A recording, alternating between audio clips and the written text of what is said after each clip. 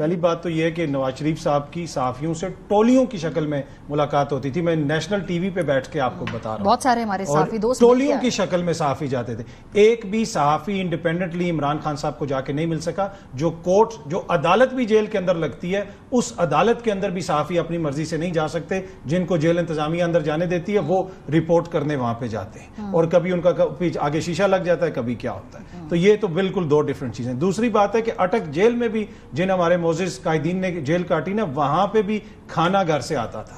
یہاں پہ ایک دن بھی کھانے کی سہولت بھی نہیں ہے. تو وہ بل کیا بن رہا ہے جو 15 لاکھ کا جو وہ تو ادھر بنتا ہے, ادھر جو کھانا ان کا بنتا ہے وہ ادھر ہی پکتا ہے, ادھر ہی ان کو ملتا ہے. گھر سے بنا بنایا کھانا کوئی نہیں آتا, کھانا اس طرح گھر سے نہیں آتا.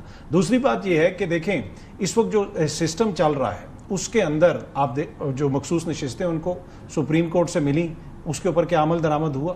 قومی اسمبلی آدھی جو ہے آپ اس میں دیکھ لیں جو مخصوص نشستیں وہ نہیں ہیں. سینٹ ایک سال سے, جس طرح میں نے پہلے بھی عرض کیا, مکمل نہیں ہے. تو ایسے ماحول کے اندر آپ اپوزیشن سے یہ ایکسپیکٹ کر رہے ہیں کہ وہ جناب ساری چیزیں وہ کرے جو بالکل آئین اور قانون کے مطابق ہیں. کیا ادھر آپ آئین اور قانون کے مطابق چلا رہے ہیں؟ میں کہہ رہی ہوں کہ جو بڑے ایشوز ہیں جن پہ حکومت کو ٹف ٹائم دینا ہے, بجٹ کے اوپر, نیٹ میٹرنگ پالیسی کے اوپر, مہنگائی کے اوپر, ہم وہ پریس کانفرنسز یا وہ اس لیول کی ایجوٹیشن نہیں دیکھتے ہیں. نہیں بالکل آپ درست کہہ رہی ہیں, لیکن حکومت کو دیکھیں نا کہ حکومت کس طرح چلا رہی ہے. نیٹ میٹرنگ پہ تو آپ تب آئیں گے نا کہ جب آپ کی ہائی کورٹ کا حکم جو ہے کوئی مانا جا رہا ہو.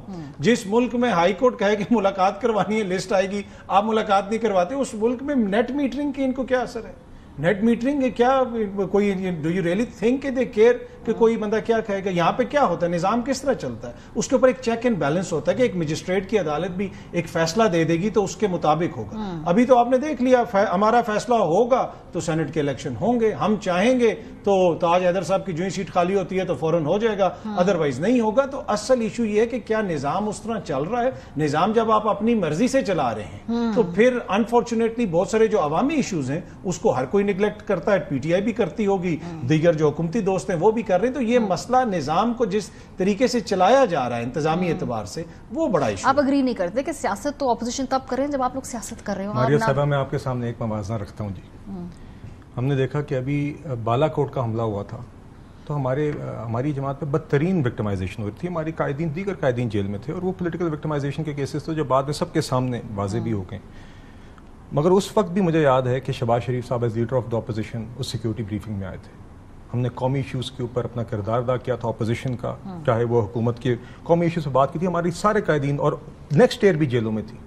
اس اجلاس میں کون نہیں آیا تھا اس ٹائم کا مسلط شدہ وزیر اعظم عمران خان, کیونکہ اس کی انا اس کو اجازت نہیں دیتی تھی کہ وہ اس فورم پر آئے قومی ایشو پر بھی.